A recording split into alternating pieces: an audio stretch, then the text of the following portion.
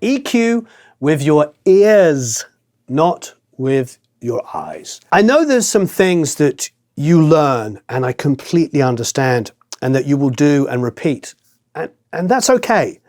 There's things like high passing where we immediately know or instinctively where we want to high pass a signal. And to be honest, some of that is understandable, especially if you're going to manipulate the low end and maybe boost it and then want to control it in a certain area and then come along and high pass it. However, that's not something we should always do without listening in context. If you're going to EQ something, dramatically or not, try to remember listening to it in solo, as much as I understand there is a tendency to listen to solo, is not going to help you in the mix. So you really want to be thinking about how the instrument you're working with, or the vocal you're working with, fits inside of the whole song.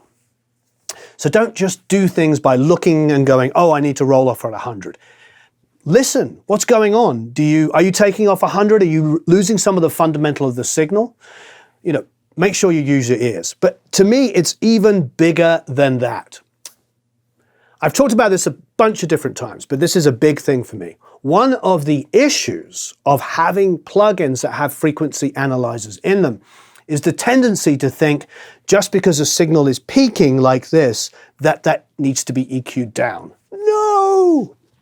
You have to use your ears first. If you're hearing something and you're hearing a spike that you don't like, that's painful or not musical or is crossing over into another instrument's path, then great, go to your spectrum analyzer that's built into your EQ and see if you can identify by listening. Some of them have a solo, and you can find that frequency that is bothering you, that, oh, what is that? Oh, flip around.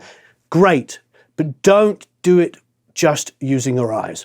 I see so many people who take this EQ with the frequency analyzer in it, with all these boosts, and start just dipping them. So it's like looking at a city scene. There's all these peaks and troughs, peaks and troughs, peaks and troughs, like skyscrapers and small buildings and stuff.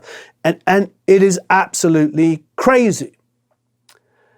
Just because something looks like it's peaking on the spectrum analyzer in your plugin doesn't mean it's something you want to take out. Let's be honest, a lot of instruments, their fundamental might be really, really aggressive in a mid-range frequency, but that might be why that instrument works. It might be why the person who tracked it recorded it. If they're doing like a wah tilted guitar, wah, mid-range, kind of 1.5K rip your head off, you don't want to remove that. Maybe you want to soften it, maybe you don't, but it's quite likely they did that because that cuts through in the mix and has a purpose.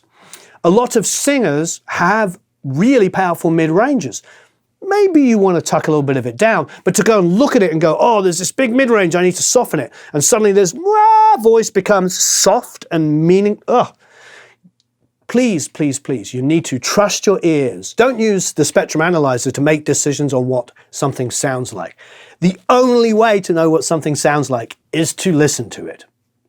Use your ears, not your eyes. It's a big one, and I get a lot of stuff to mix that's had these peaks removed so that everything on the mix sounds flat and boring and dull, and nothing is aggressive and nothing is jumping out.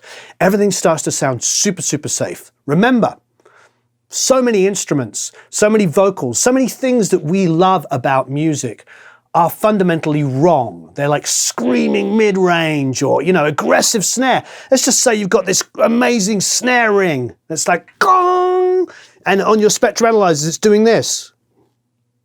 Do you pull it out because it looks like it's peaking? Yeah, if you don't want a ringing snare, but if you did want a ringing snare that's like aggressive and fitting in this heavy track, why would you do that? Use your ears. Anyway, I'm hammering home the point, but you get it. Use your ears, not your eyes, when you're EQing.